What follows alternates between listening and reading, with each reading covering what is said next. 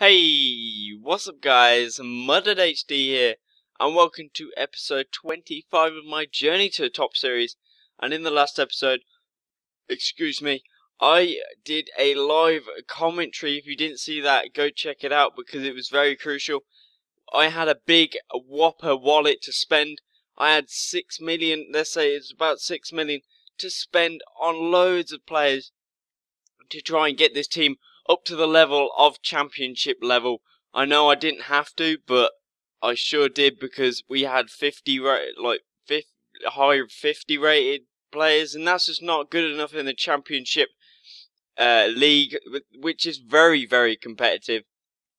So I went in for all them players, and what you're going to see here in the first part of the video is me going and following out them bids, seeing if they want any more money, and possibly changing my mind on some players, because I did, again, I just had a can of Coke and it's sort of making me a bit gassy, but yeah, Taylor and Craney accepted their offer, no problem. Great bargains there.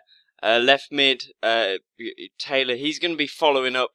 Well, no, he's going to be on the bench when he can. Nyasi's going to be on the bench over him because he's got the pace over Taylor. And you need pace in any league in FIFA 12. So he is pretty much going to be a swap out player if someone is low on stamina. And then Craney's going to actually be in the first team because he has great stats for someone that for a 70 rated player, and he's not that old, and he cost me 2k a week, and I'm not complaining about that. But here we go, Quigley here, the guy with the pace, the strength, the stamina. I'm going to be signing him there for 2k. That's an absolute bargain on the wages. I had to pay 1 million for him. But for Freeman, I had to pay 3k wages, and I believe I had to spend 1.4 million to Stevenage for him. But I felt that he was good enough. Looking at his stats, I felt his stats were really good, and he was well worth the money that I was going to pay for him.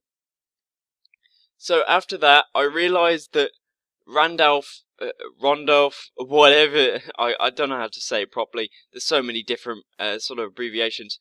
But Randolph was a waste of money, because I could essentially just go for this guy, John Smith.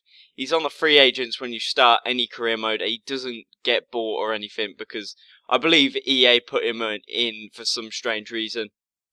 And I'm going to be signing him instead of Randolph. Randolph was going to cost me about 1 million. Sorry about that again, guys. I'm coughing and splitting and everything. But I'm going to be signing John Smith instead on a 2.5k wage deal, because essentially he's going to save me so much. Randolph was going to cost me 9k in wages, and he was going to cost me about 1 million to buy from Motherwell. So it's pretty much a no-brainer, and he's got better stats, and I think he's younger as well.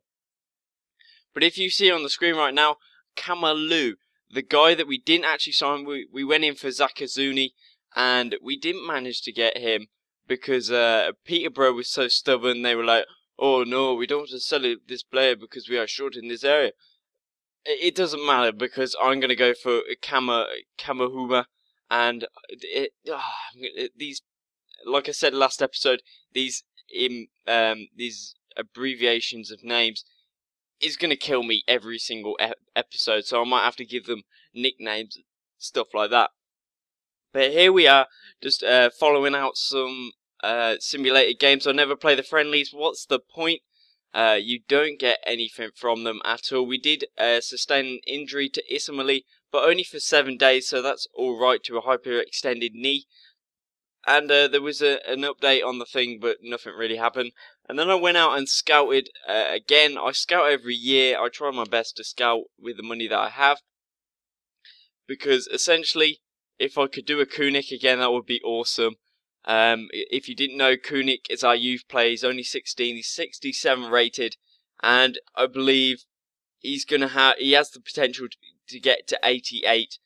But also he has the potential to get 91 long shots. So we're going to be popping off some long shots if we manage to get him up on his overall. But first, we have our first game of the league in the championship. We have I think it's Burnley. Yes, Burnley. But we took the lead straight. Well, pretty much the first thing we did was take the lead with Coots, and then we hit the crossbar after they had a great chance to score. And I gotta say, it wasn't that much of a chance. I was expecting something better, but a great ball by Kunik, and the goalkeeper had to tip that over the net after Morimoto put a chip shot in there, and we were very unfortunate not to take a 2-0 lead into the rest of the game, and then we should have finished that game off in the 81st minute, but we didn't. But we win that game 1-0 anyway, and we fight off against the Burnley, a very sustained team in the championship. But after that game, I believe I went and bought a new player. Well, I went out to get a new player, and I was looking at centre mids again. And I know last season, in the January transfer window, I went in for 2 centre mids, Grant and Coots, and they are great. But we didn't really have a holding midfield player, and we didn't really have anyone good to replace them if they got injured or if they were low on stamina. So I went in for this guy called M-Bone, and he's a very good holding midfielder. He has pretty average stats, which I'm okay with. As long as I have a decent replacement, that is okay. But then we had a game against Cardiff. Now, if you don't know, Cardiff are a very good team. They have the monster that is Whittingham, as well as Kevin. Is it Kevin Miller? I'll have to check that. But they almost took the lead through Miller, through a header that hit the post, in fact. But we had a great chance there, but it was a very, very tight angle with the defenders defending against me. And this game, pretty damn dire, I gotta say. It was neck and neck till the into the second half, and then the game ended 0-0. We had some good chances. They had some good chances, but yeah, I think it was a 1-pointer, to be quite honest. After that game, we had to put in a a wage offer into M-Bone. He's got a really weird name, M-Bone. But I offered him 7.2k to get him away from other teams, and that's what he did. He actually accepted my offer after that, just to tell you in future. But then we had a game against Hull City, and if you have a look, Kunik, great youth player, just hit the crossbar and and it went in. I love them goals when it hits the crossbar and it goes in.